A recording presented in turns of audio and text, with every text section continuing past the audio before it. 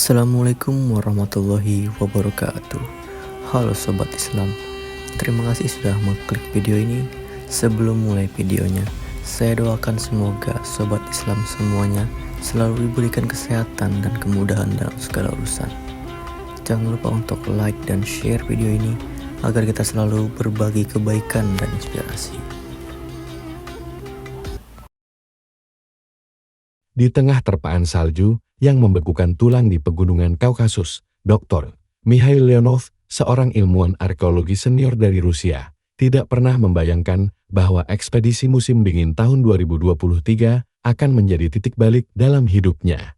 Ia bukan hanya akan menggali tanah, tetapi juga menggali makna kehidupan yang selama ini tidak pernah ia sentuh. Sebagai seorang ateis tulen yang dididik di bawah sistem pendidikan Soviet, Mikhail tumbuh sebagai ilmuwan skeptis yang meyakini bahwa segala sesuatu harus memiliki dasar empiris dan bukti ilmiah. Namun segalanya mulai berubah ketika ia dan timnya menemukan sebuah struktur batu yang tak lazim di antara lapisan es dan tanah beku yang menghitam oleh waktu. Awalnya, ia mengira itu hanya reruntuhan biasa dari era Kahanan Tatar atau peninggalan Dagestan kuno.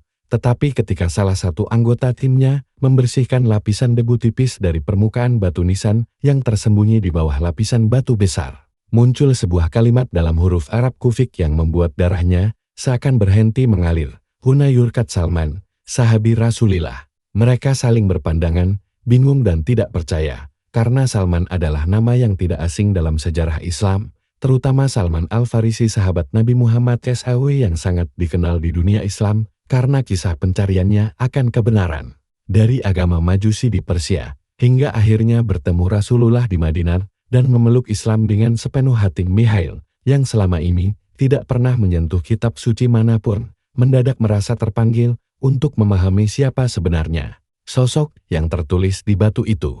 Penelitian demi penelitian ia lakukan. Ia menghubungi dosen epigrafi Arab dari Universitas Al-Azhar Kairo, berkonsultasi dengan para peneliti Islam dari Turki dan Uzbekistan, dan yang paling mengejutkan, semua sumber menyatakan bahwa tidak ada catatan resmi mengenai lokasi makam Salman Al-Farisi, namun sejarah mencatat bahwa ia pernah melakukan perjalanan ke utara untuk menyebarkan Islam sebelum wafat. Leonov tidak puas hanya dengan asumsi, ia mengirimkan sampel batu dan pulang ke laboratorium analisis isotop dan penanggalan karbon di Moskow. Hasilnya membuat ruangan laboratorium senyap dalam sekejap.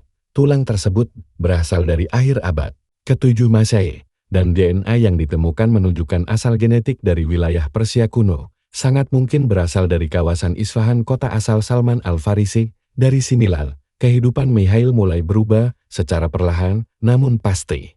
Ia mulai membaca Al-Quran secara diam-diam di malam hari, membuka lembar demi lembar terjemahan bahasa Rusia yang ia cetak dari internet, mencari benang merah antara kisah Salman dengan makna hidupnya sendiri. Hatinya tergetar ketika membaca ayat yang menceritakan tentang orang-orang yang mencari cahaya setelah berada dalam kegelapan. Ia teringat bagaimana selama ini ia merasa ada kekosongan dalam pencapaiannya, meski ia telah menerima berbagai penghargaan.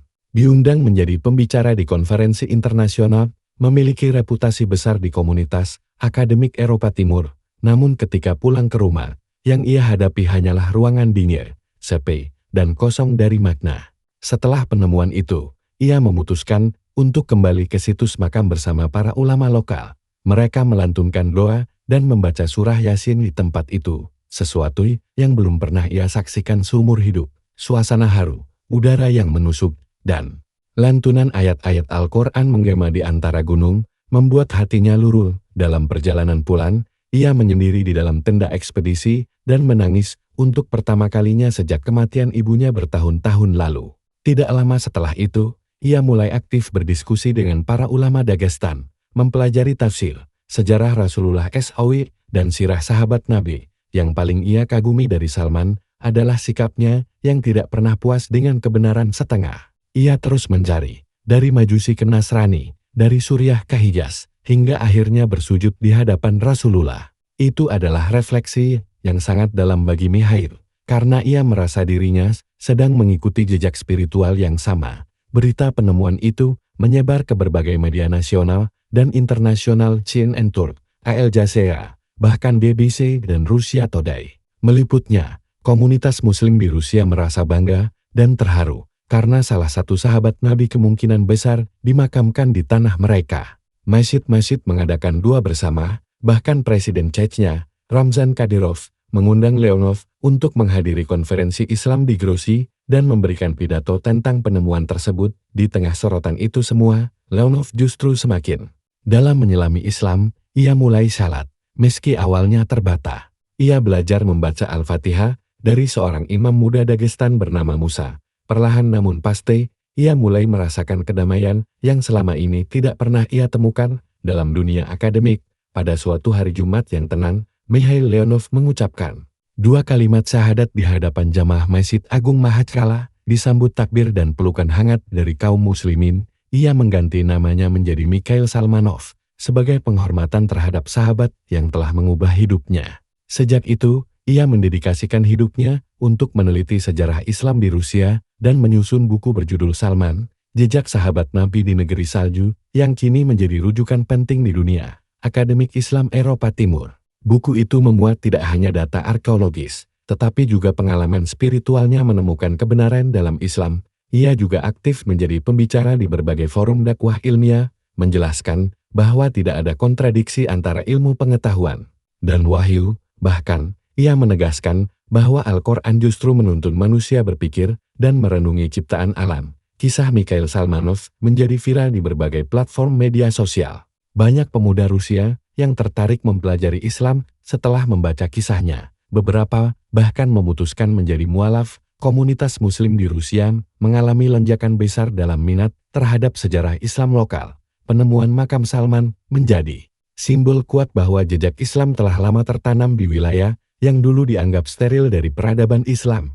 Tidak hanya itu, pemerintah Rusia akhirnya menetapkan situs makam tersebut sebagai warisan budaya nasional dan melarang pembangunan komersial. Di sekitarnya, sebuah pusat studi Islam didirikan tak jauh dari lokasi itu dengan nama Markas Salman Al-Farisi. Mikhail diangkat sebagai direktur kehormatan di sana, dan dalam pidato perdananya ia mengatakan, "Saya dulu menggali tanah untuk mencari sisa peradaban, kini saya menggali hati saya sendiri untuk menemukan cahaya petunjuk." Kata-kata itu dia badikan di dinding aula utama markas, menjadi inspirasi bagi generasi baru pencari kebenaran. Hidup Mikhail kini jauh dari gemerlap akademik duniawi. Ia lebih sering mengajar anak-anak desa, memberikan kuliah sirah sahabat, dan menulis buku-buku kecil tentang Islam dalam bahasa Rusia. Namun dalam kesederhanaan itulah, ia menemukan kebahagiaan yang tidak pernah ia temukan di balik tumpukan jurnal ilmiah. Dari seorang ateis keras kepala menjadi muslim taat, perjalanan spiritual Mikhail membuktikan bahwa hidayah bisa datang dari arah yang tak disangka-sangka, dan semua itu bermula dari sebuah batu nisan kecil yang tertutup salju, di sebuah pegunungan sepi, di negeri dingin bernama Rusia.